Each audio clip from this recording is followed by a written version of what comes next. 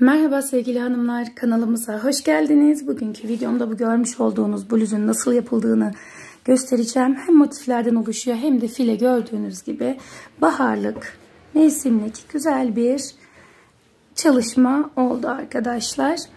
Bluzumuz 2,5-3 yaşa uyumlu oldu. Görüntümüz bu şekilde. Anlatımımıza geçmeden önce eğer hala kanalımıza abone değilseniz abone olmanızı rica ediyorum. Yayınlanan videolarımızdan haberdar olmak içinse bildirimleri açmayı lütfen unutmayın arkadaşlar. Bluzumuz hakkındaki yorumlarınızı mutlaka bekliyor olacağım ve aynı zamanda yorumlarla da desteklerseniz bizi gerçekten çok sevindirmiş olursunuz. Anlatımımıza geçebiliriz. Evet sevgili hanımlar, ip bilgilerimizle hemen başlayalım. İplerimiz ince iplerden, gördüğünüz gibi bebe yünü kullanıyorum. Yine buna uygun da tığ seçebilirsiniz. Şöyle bir ön hazırlığım var.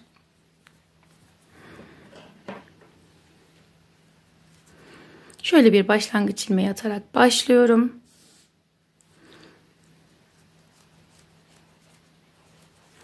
Yedi tane zincir çektim. İlk zincirime batarak şöyle bir halka oluşturdum. 3 zincir, yanına 3 tane üçlü trabzan yapacağım.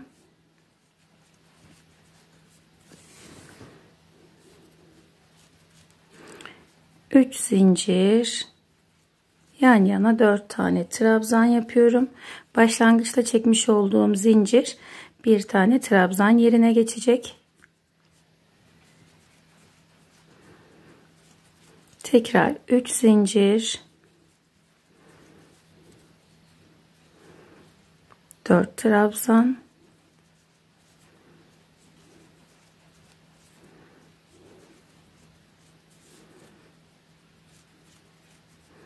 3 zincir, son kez 4 trabzan.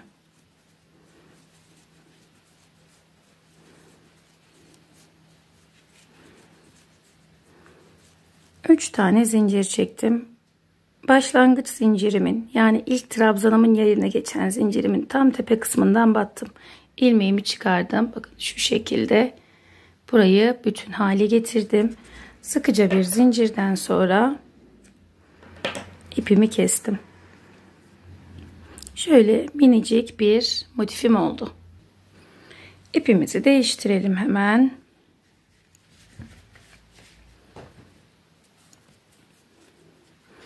Şöyle bir başlangıç ilmeği ve motifimizdeki oluşturduğumuz yuvaların birinden ilk trabzanımızı yaptık. Yan yana 4 tane trabzan yapacağım.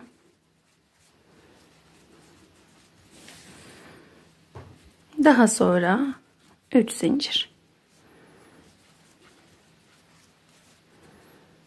Tekrar 4 trabzan. Burada 2 zincir çekiyorum ve diğer kısma geçiyorum.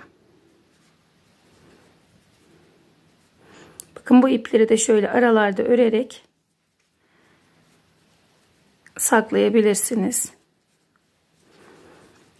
Normal şartlarda ilk motifimi yaparken her köşeyi bu şekilde öreceğim, bitireceğim. Daha sonra eklemeye başlayacağım.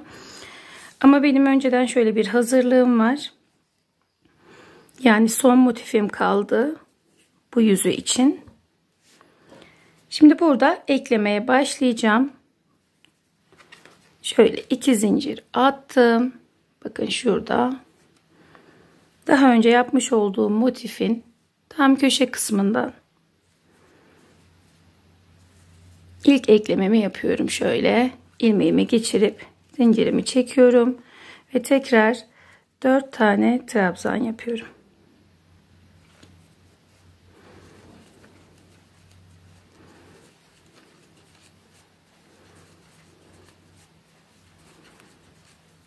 Bir zincir çektim. Şuradaki orta kısımdan ekleme yapıyorum. Bir zincir daha çektim.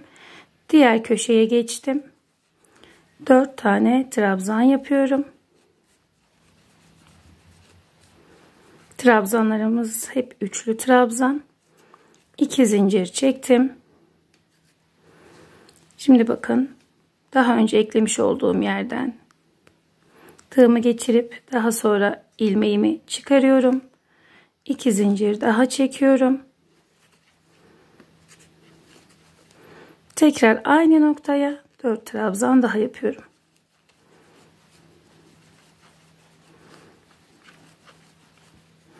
Bir zincir, daha sonra diğer motife geçtim. Bakın, şu orta kısımdayım şimdi. Bir zincirden sonra buradaki ekleme işlemini yapıp tekrar bir zincir çekiyorum. Son köşeye geldim. Burada da aynı şekilde 4 tane trabzan yapıyorum. 2 zincir, ardından son ekleme işlemimizi yapıyoruz. Ve son kez 4 tane trabzan. 2 zincir ve başlangıçtaki trabzanımızın tepesine batıp ilmeği çıkarttım. Tığımdaki ilmekten geçirdim. Sıkıca bir zincir, ardından ipimi kesiyorum. Bu şekilde yaptım. 16 tane motifim var arkadaşlar. 4'e 4 olarak ayarladım bu şekilde. Şurada renk uyumu çok farkı çok belli olmuyor ama epey farklı renkler. Şöyle ki motifimizi bu şekilde hazırladık. Yine krem renkli ipimizle devam edeceğiz. Şöyle bir başlangıç ilmeği atarak başlayalım. Şöyle köşe noktasından.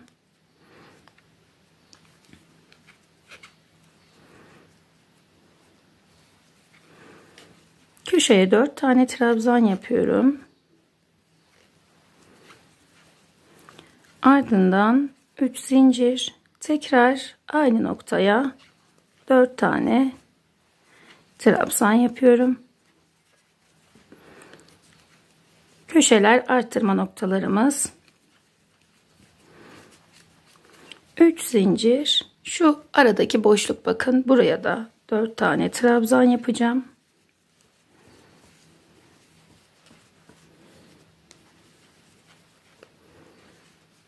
Yine 3 zincir. Şimdi şu kısma geldiğimizde 2 tane sağa, 2 tane de sola trabzan yapacağım. Görüntümüz şu şekilde. Şöyle biraz ortalayabiliriz. Şimdi şöyle anlatayım. Şu motifin orta kısmındaki boşluklara 4 trabzan, 2 motifin birleştiği kısımda da 2 sağa 2 sola şeklinde ilk sırada trabzanlarımızı oluşturacağız. Köşe kısımlarında ise başlangıçta yaptığım gibi 2 kez şöyle arasına 3 zincir çekip 2 kez yan yana 4 tane trabzan yapacağız. Bu şekilde birkaç sıra öreceğim. Şöyle bir bütünlük sağlamasını istiyorum örgünün.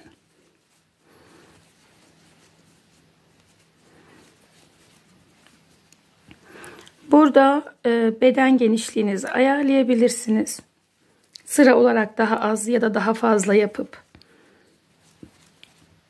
ya da motifi 4'e 4 değil de 5'e 5, 3'e 3 şeklinde yapıp, çünkü ip kalınlığınız fark edecektir, tığ kalınlığınız, işte elinizin örgüsü, hepsi etken olacaktır. Size tavsiyem öreceğiniz ölçüden daha küçük bir şekilde motifleri yapıp daha sonra kenar kısmıyla beden genişliğini ayarlamanız olacaktır. Son kısma geldim. İlk sıranın son kısmına yine burada 4 tane trabzanı yapıyorum. Ardından 3 zincir ve bakın köşe noktaya geldim. Köşeler hep aynı şekilde arttırma noktamız. Üst sıralarda da bu şekilde olacak. 3 zincir çektim. Tekrar 4 tane trabzan yapıyorum. Ve aynı şekilde tüm sırayı örerek devam edelim. Daha sonra dediğim gibi 3 sıra olabilir, 4 sıra olabilir. Bu şekilde devam edeceğiz. Üst sıraya geldiğimizde ise, sırayı tamamlayıp bitirdiğimizde ise şu ara kısımlara yapacağız trabzanlarımızı. Yine orayı da göstereceğim sizlere. Şimdi ben videomu kapatıp örmeye devam ediyorum. Sonrasında yine birlikte devam edelim. Evet, ilk sıramızı bu şekilde tamamladık. Hemen ikinci sıraya geçişi de göstermek istiyorum. 3 zincirim var, bakın. İlk trabzanımın tepesinden şöyle ilmeğimi çıkarttım. Tığımdaki ilmekten geçirdim. Daha sonra her trabzandan bir kez ilmeği çıkarıyorum. Tığımdaki ilmekten geçiriyorum. Bu sayede ilmeğim ilerlemiş oluyor. Şu şekilde bakın, zincirimden, trabzanımdan şöyle tepesinden ilmeği çıkarttım. Tığımdakinden geçirdim. Boşluğa geldim aynı şekilde. Şimdi burada 3 zincir, ardından yanına hemen 3 trabzan yapıyorum. Başlangıç zinciriyle birlikte 4 tane trabzan oluyor. Ardından 3 tane zincir ve tekrar 4 tane trabzan yapıyorum.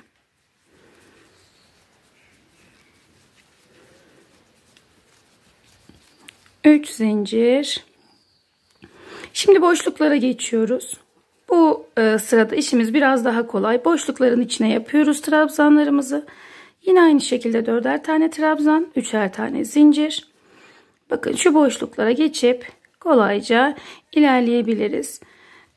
Ölçüye göre 3 ya da 4 sıra yapacağım. Dediğim gibi ölçünüzü kenar tığını yaparken, yani kenardaki bu file kısmını örerken yaparsanız işiniz biraz daha kolay olacaktır. Bu şekilde devam edeceğim. Dediğim gibi ölçüye göre 3 ya da 4 sıra ördükten sonra yine beraber devam edelim. 4 sıra boyunca ördüm. Şimdi tekrar bir üst sıraya geçer gibi ilmeğimi yürüteceğim. Burada koparıp yeniden de başlayabilirsiniz. Bir üst sıraya geçiyorum burada. Burada sadece 4 tane trabzan yapacağım. Yani köşe kısmını örmeyip direkt üst kısma geçmiş olacağım.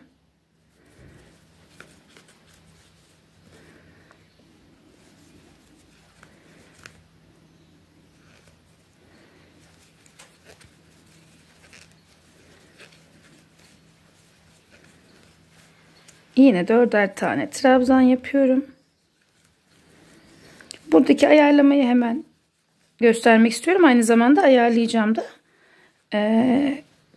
Bu şekilde 4'er tane trabzan yapıyorum. Birkaç tane yapalım. 3 tane olmuş. Omuz kısmını örüyoruz şimdi.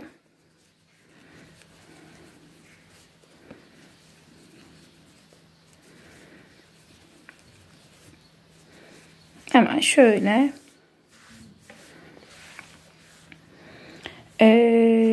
delikleri sayarak kaç tane şu şekilde trabzan yapacağımıza karar verelim.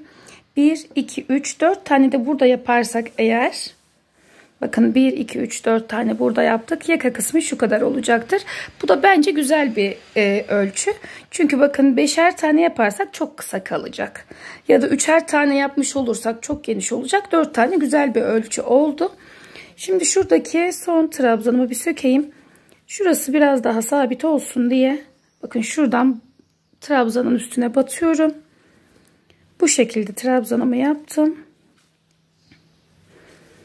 6 tane zincir çekelim, bakalım yeterli olacak mı?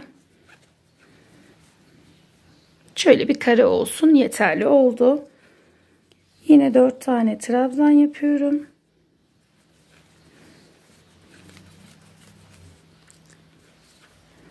Boşluklara yapıyorum trabzanlarımı.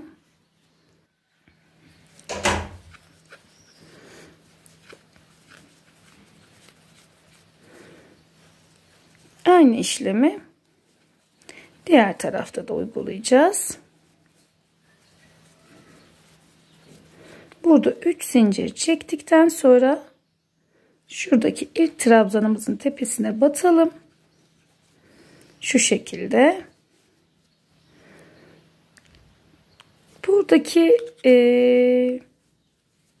yükseklik, eğer yaka daha derin olsun isterseniz bir sıra daha örülebilir.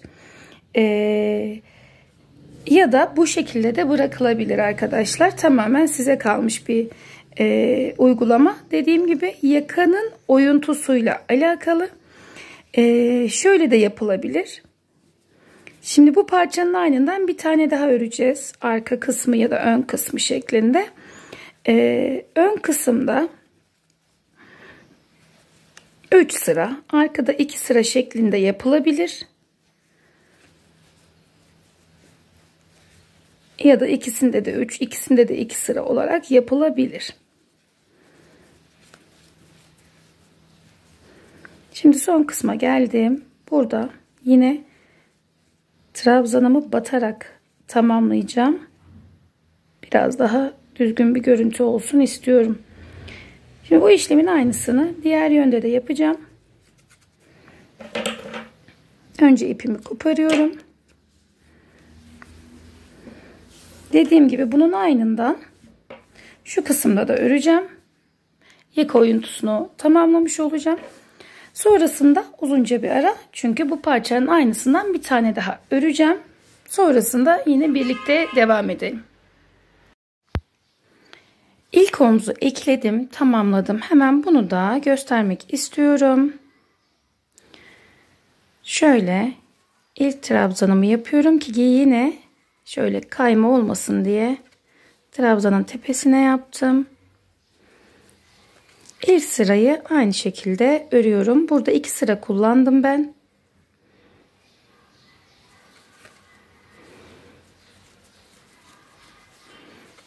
Yine aynı şekilde boşluklara 4 trabzan, aralarda da 3'er zincir.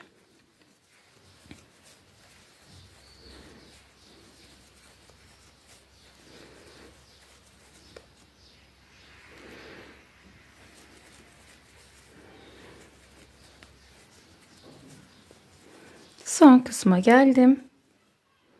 Burayı da yine şöyle batarak yapacağım.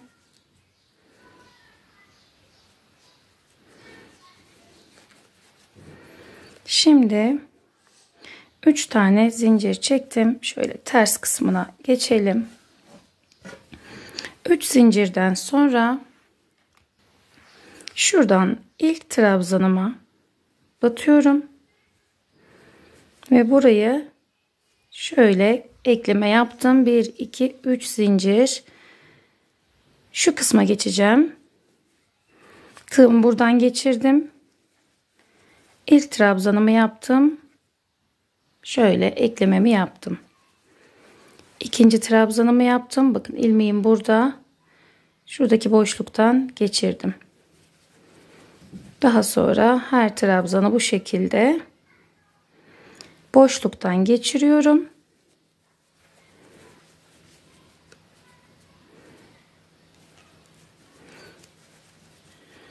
Üç zincir çektim.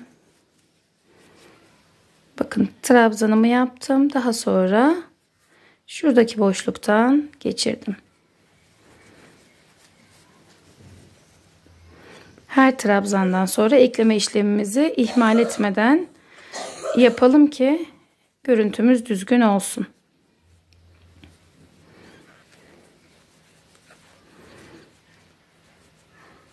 Dördüncü trabzanımı da geçirdim. 1, 2, 3 zincir. Tekrar aynı şekilde trabzanımı yaptım. Boşluktan geçirdim. Tekrar trabzanımı yaptım. Boşluktan ekleme işlemimizi gerçekleştirelim.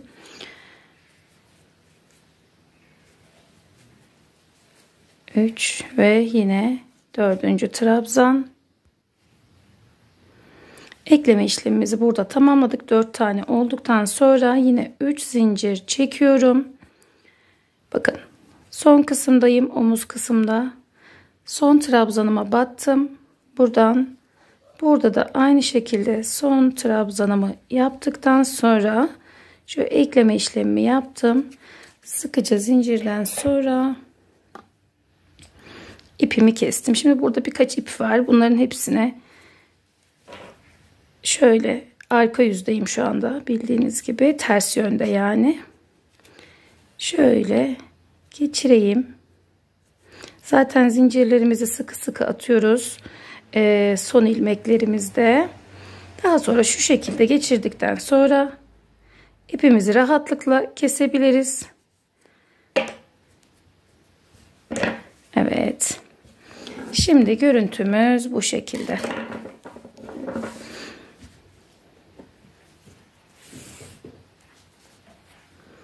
Buradan yine aynı iple devam edeceğim.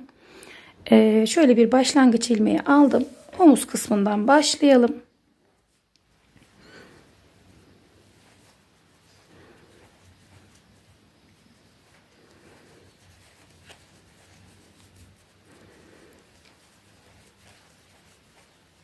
Dört tane trabzan yapalım.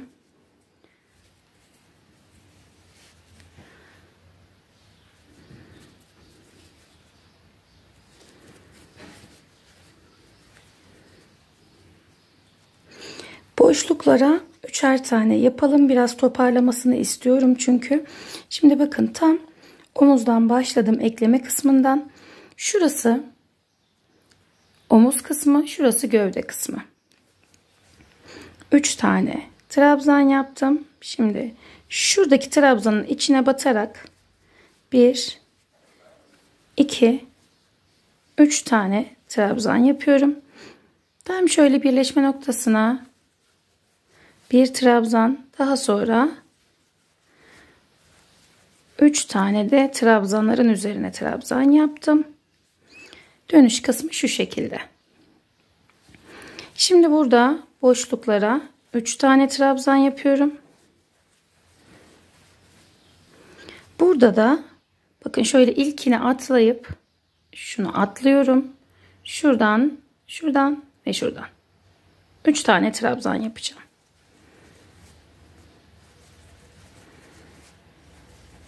Bu bir deneme yanılma yöntemi arkadaşlar. Mesela dar olursa buradaki 4. trabzanımızı da örebiliriz. Ya da bol olursa işte boşluktaki bir trabzanı eleyebiliriz. Bu şekilde bir deneme yanılma yapmamız gerekiyor.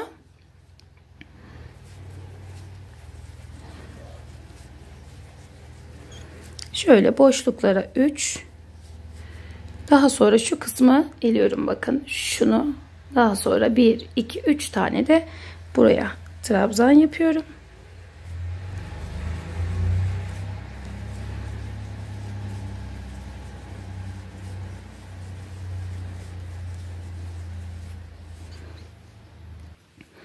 Şimdi tekrar omuz kısmına geldik. Bakın köşe kısmına geldik. Diğer yönde yaptığım gibi 3 trabzan yapıyorum. Trabzanların üzerine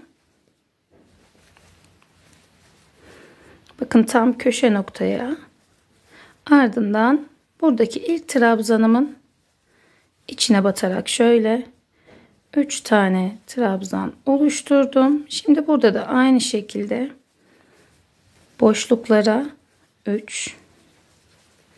Şimdi omuz kısmındayız. Yan kısımda olduğumuz için şu şekilde 3 tane trabzan yapalım. Yine boşluklara geldim.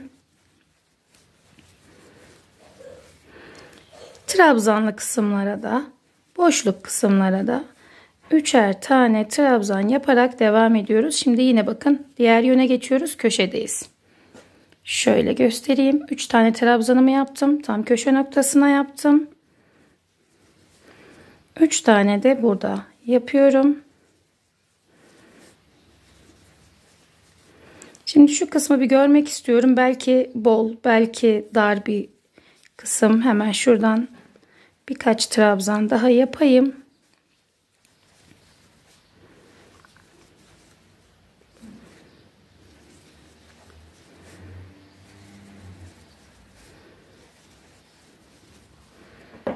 Evet. Bakın şöyle.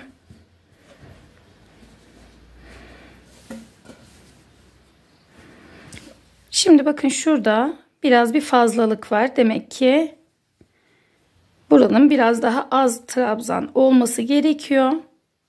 Haliyle şu başlangıç kısmını da değiştirmemiz gerekiyor. Böyle bir deneme yanılmayla burayı ayarlayabilirsiniz. Nasıl yapacağız? Bakın. Şurası fazla olan kısmı bakın yukarıda duruyor gördüğünüz gibi. Burası daha tamamlanmadığı için çok belli olmuyor. Burası fazla duruyor. Buranın hemen bakacağız. 1, 2, 3, 4. En az 4 tane trabzanını eksiltmemiz gerekiyor. Şimdi şurayı bir sökeyim ben başlangıç kısmına kadar. Çünkü oranın da değişmesi gerekiyor. Söylediğim gibi en az 4 tane trabzanı azaltmamız gerekiyor. Şimdi şuradan boşluktan gelirken 3 tane trabzanımız burada kalacak. Şimdi normal şartlarda burada 3, 6, 7 tane trabzanımız var. Burada demektir ki 3 tane trabzan yapmamız gerekiyor. Hemen burayı bir düzenleme yapalım. Şuradaki son trabzanımızı yani 3. trabzanımızı normaldeki boşluktaki ilk başlangıç şunun tam tepesine batalım. Buradaki boşluğu kaldırmak için. Bir kez şuraya batacağız. Bir kez tam şöyle orta kısma. Bir kez de şöyle orta kısma batalım. Daha sonra yine aynı düzen devam edelim. Hatta biraz daha sıkılaştırabiliriz. Şuraya 2 trabzan. Trabzanların tepesine de 3 trabzan yaparak deneyelim. Yine aşağı yukarı farklı bir görüntü olmayacak. Ama bu kenardaki fazlalıklar düzelmiş olacak. Şimdi 3 tane boşluğa 3 tane trabzanların üzerine yapıyorduk. Şimdi de 2 tane boşluklara 3 tane de trabzanların tepesine yaparak sürdürüyoruz. Bakın şöyle daha düzgün bir görüntü oldu. Arada biraz boşluk görünüyor fakat görüntümüz daha düzgün oldu.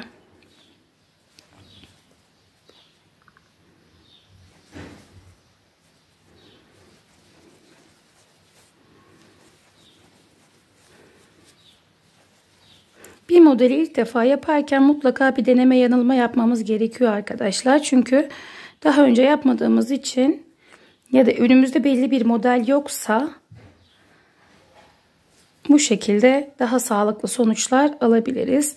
Şimdi bakın köşe noktasına geldim. Şöyle ortadaki trabzanın tepesine batıyorum. Trabzanımı yaptım.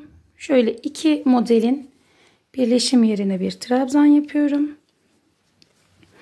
Daha sonra şuraya bir trabzan yapıp şöyle devam edelim. 2 tane boşluk, 3 tane de trabzanların içine batarak burayı da geçelim.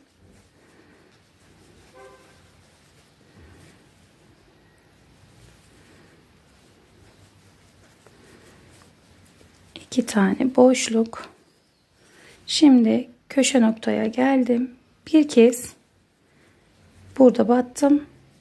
Bir kez tam köşe. Bir kez de burada batıyorum. Daha sonra normal devam ediyorum.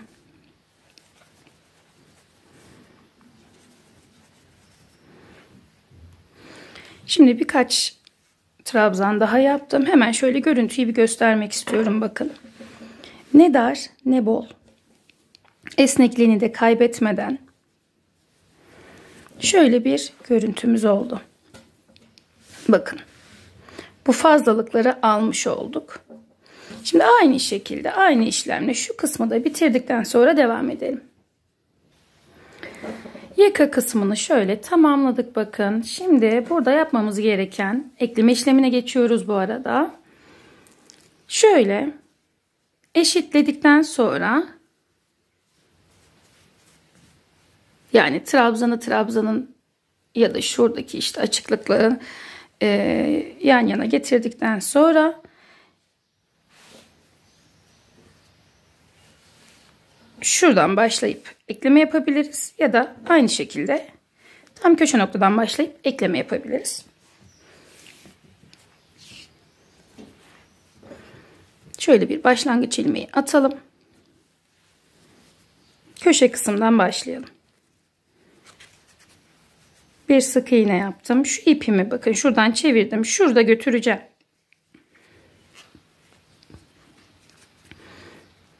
Boşluğa 2 tane sık iğne yaptım. Şimdi burada hem öndeki hem arkadaki trabzana batarak devam edeceğim.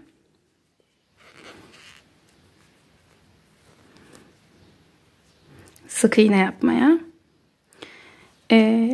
Dikişle de tamamlayabilirsiniz.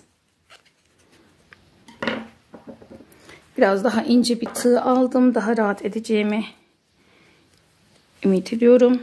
Daha kolay geçecek şu kısımlardan.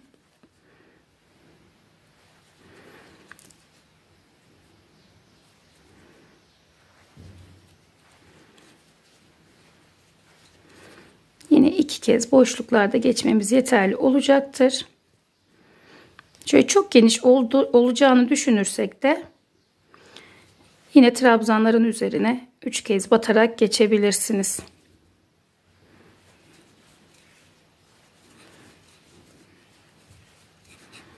Bakın görüntümüz bu şekilde olacak. Açık durduğunda da bu şekilde olacak.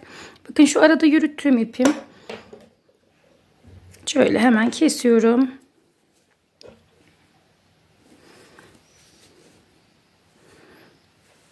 Üç kez trabzanların üzerinden alıyorum sık iğnemi. 2 kez de boşluklardan bu şekilde devam edeceğim. Hemen şu kol kısmına gelelim. Kol kısmında da şimdi ördüğünüz yaşı baz alın arkadaşlar.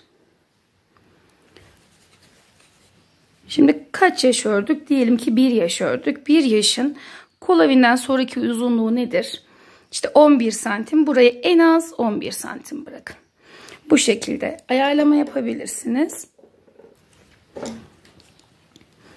Ya da kendime güveniyorum ben yaparım diyorsanız eğer göz kararı da yapabilirsiniz arkadaşlar. Boşluklarda 2'şer kez, trabzanların üzerinde de 3 kez sık iğne yaparak geçiyorum burayı.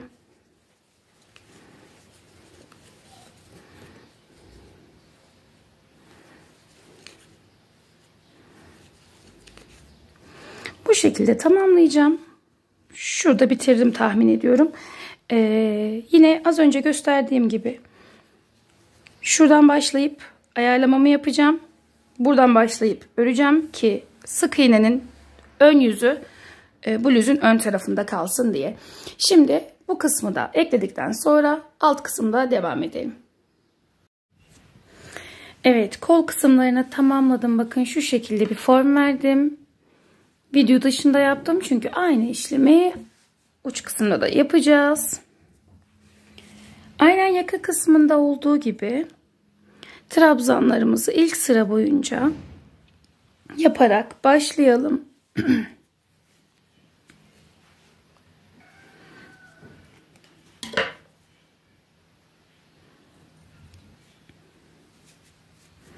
Şöyle köşe noktadan başlayalım.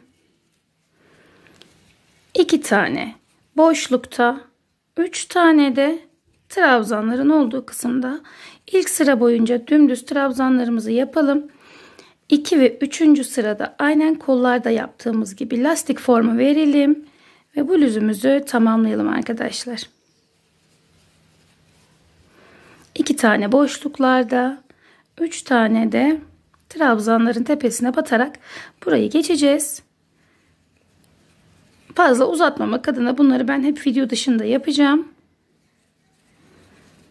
Şimdi videomu kapatıp aynı şekilde örmeye devam ediyorum.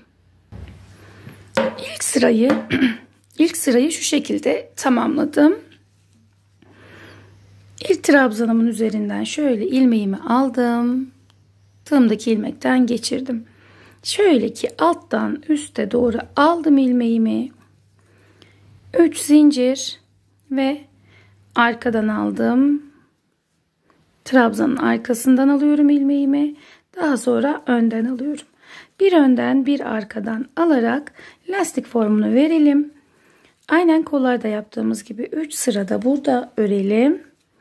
Daha sonrasında bluzumuz tamamlanmış olacak arkadaşlar. Bakın bu şekilde zaten hemen lastik formuna girmeye başladı.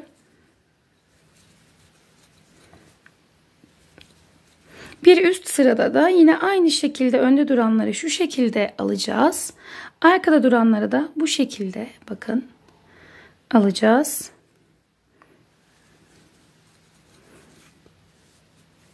Böyle devam edelim.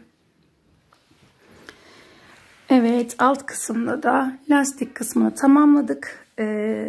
Biraz daha kalın olması için 4 sıra boyunca lastik ördüm. Kollarda 3 sıra ördüm.